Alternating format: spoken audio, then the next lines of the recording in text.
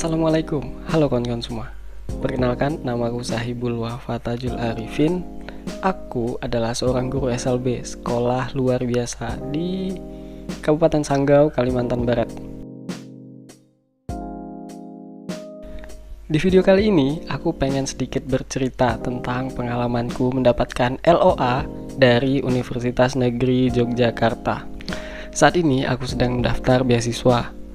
Namanya Beasiswa Pendidikan Indonesia dari Kemdikbudristek yang bekerja sama dengan LPDP.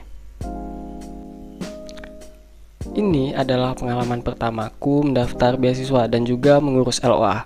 Jadi masih sangat awam dengan banyak hal yang berkaitan dengan beasiswa dan juga LOA. Beasiswa Pendidikan Indonesia ini memiliki banyak skema. Ada skema GTK, guru dan tenaga kependidikan, ada skema untuk dosen, PTA, ada calon dosen, dan juga ada pelaku budaya, dan masih ada yang lainnya. Nah, karena aku adalah seorang guru, jadi aku mendaftar di skema GTK, guru dan tenaga kependidikan. Setiap skema memiliki syarat yang berbeda-beda, dan untuk skema GTK, guru dan tenaga kependidikan, syarat wajibnya adalah memiliki LOA unconditional. LOA adalah surat yang diberikan oleh perguruan tinggi yang menyatakan bahwa kita diterima menjadi calon mahasiswa di perguruan tinggi tersebut. LOA itu ada dua jenis. Yang pertama adalah LOA unconditional dan yang kedua adalah LOA kondisional. Nah, apa bedanya? Bedanya adalah kalau LOA unconditional itu berarti kita sudah diterima di perguruan tinggi tanpa syarat lain yang diperlukan atau tidak ada syarat yang kurang.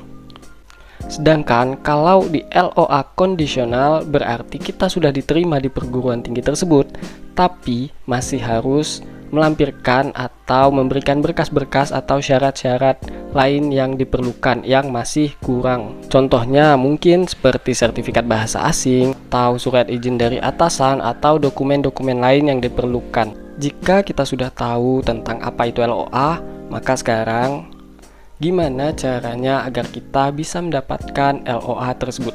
Cara untuk mendapatkan LOA tersebut saya bagi menjadi 3 bagian.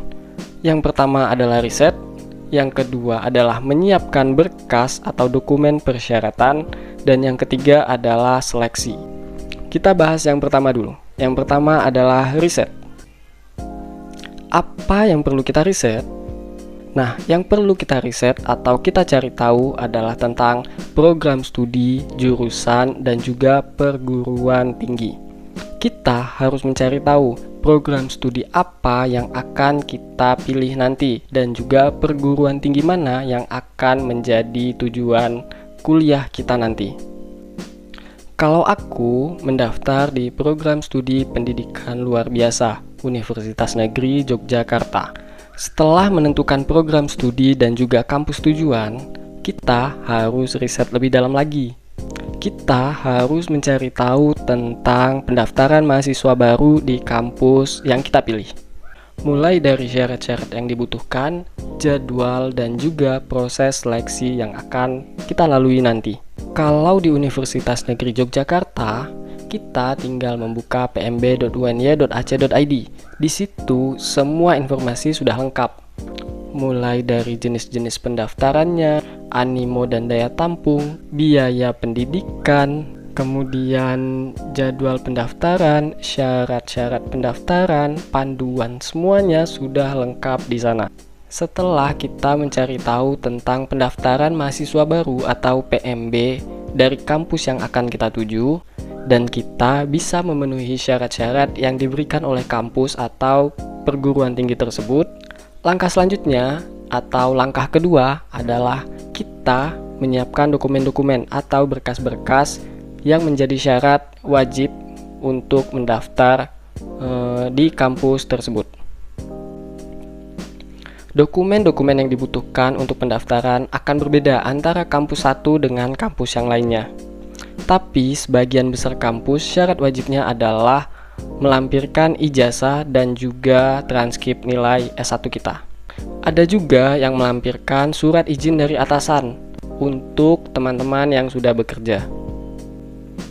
Setiap kampus memiliki syarat yang berbeda-beda, jadi teman-teman harus riset lebih dalam lagi tentang syarat apa saja yang diperlukan untuk mendaftar di kampus tujuan teman-teman semua.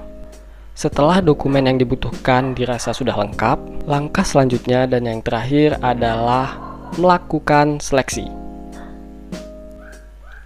Untuk bisa lulus di perguruan tinggi yang kita inginkan, langkah yang paling utama dan yang paling menentukan adalah seleksi dari perguruan tinggi tersebut.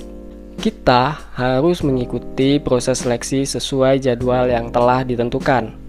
Tentu, setiap kampus memiliki proses seleksinya masing-masing dan berbeda antara satu dengan yang lain.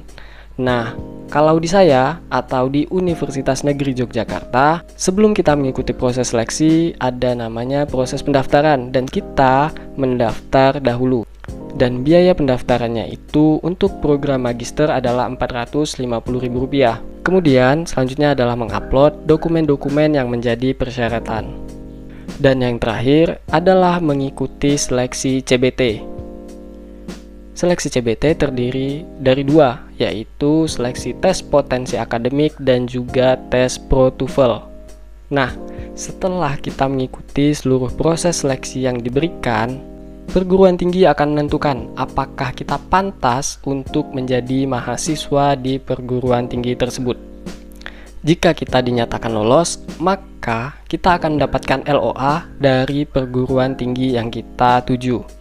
Namun, jika kita dinyatakan tidak lolos, maka tentu kita tidak akan mendapatkan LOA dari kampus tujuan kita. Dan jika dinyatakan seperti itu, tentu kita harus evaluasi lagi. Kita harus mencari tahu apa yang menyebabkan kita tidak lolos, belajar lagi, dan juga tes lagi di periode selanjutnya. Nah, saran buat teman-teman, carilah info sebanyak-banyaknya. Lihat YouTube yang lain, baca artikel yang banyak, dan juga habiskan waktu yang banyak untuk mencari hal terkait LOA tersebut. Semoga teman-teman semua berhasil mendapatkan LOA dan juga berhasil menjadi mahasiswa di perguruan tinggi impian teman-teman semua. Demikian video kali ini, share, like, komen, dan subscribe jika menurut kalian video ini bermanfaat.